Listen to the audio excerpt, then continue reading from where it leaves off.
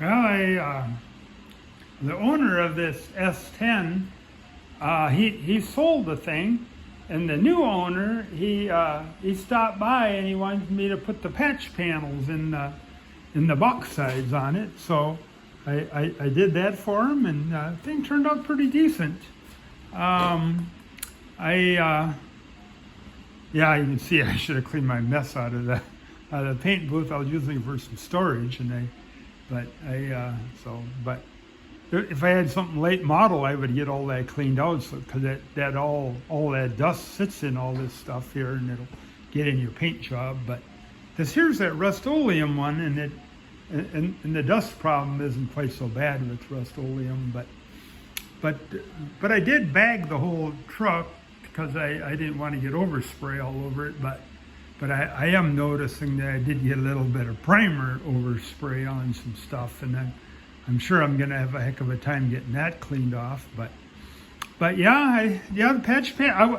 I should have thought of making a video as I was going, putting these patch panels in, but I didn't think of it when I was in a rush. I have another customer's vehicle out there that I should be working on right now, and yeah, I patched up the rockers here, and boy, covering these vehicles with plastic, that's a lot nicer. You don't have that overspray all over everything,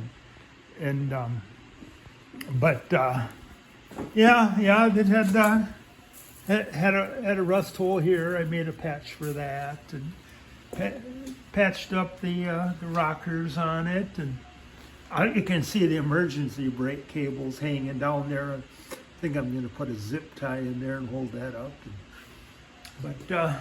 Yeah, it didn't turn out too bad. Like I say, I put the patch panel in here and stuff, and yeah, it's way cheaper to go with the with this Rust-Oleum than with the good paint. Man, two quarts of the red, that would have been, if I was going to go with the base coat, clear coat in red, and the cheaper brand of paint, that would have been about 400. I'm guessing about $400 for 2 quarts of red if you were going to get it, have them mix it at the store with but like I say, that's base coat, and then you'd have to clear coat it again.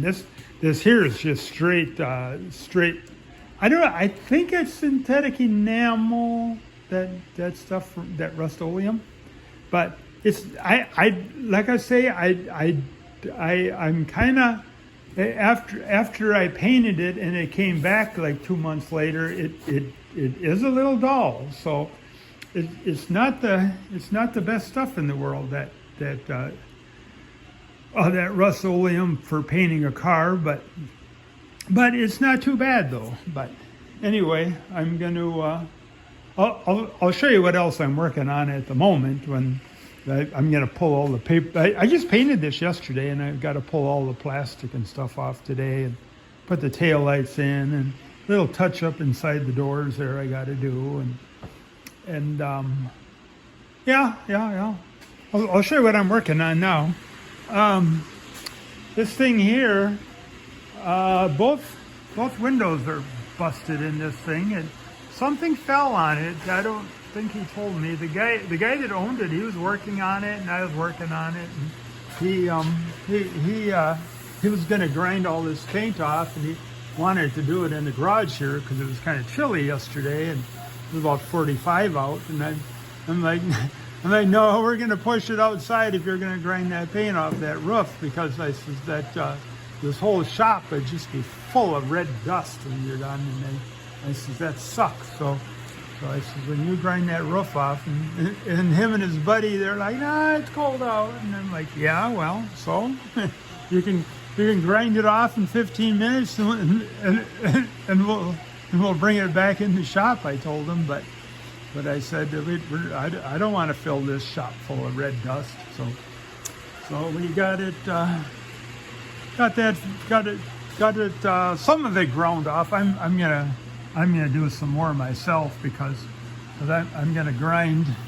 I'm gonna grind it off all the way up around here, and you can see it's right in here. Yeah, right in here. It's kind of, you should grind that a little bit more there. But I don't know, my camera will pick it up. It's got a dent right here yet. And it needs a little bit more ground off, but he's got it. Yeah, it's yeah, like I say, yeah. The thing, you found a trunk lid that was the right color too. That was pretty slick, but yeah, it's got some glue on here. They glued a cover, glued tape.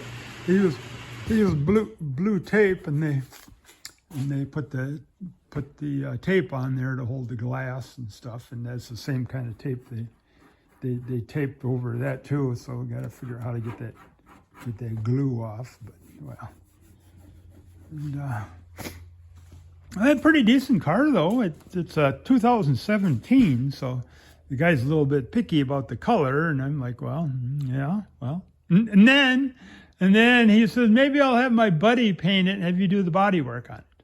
And I'm like, well, it's your car. I said, if you want to do that, that'd be all right, because I got enough other work to do.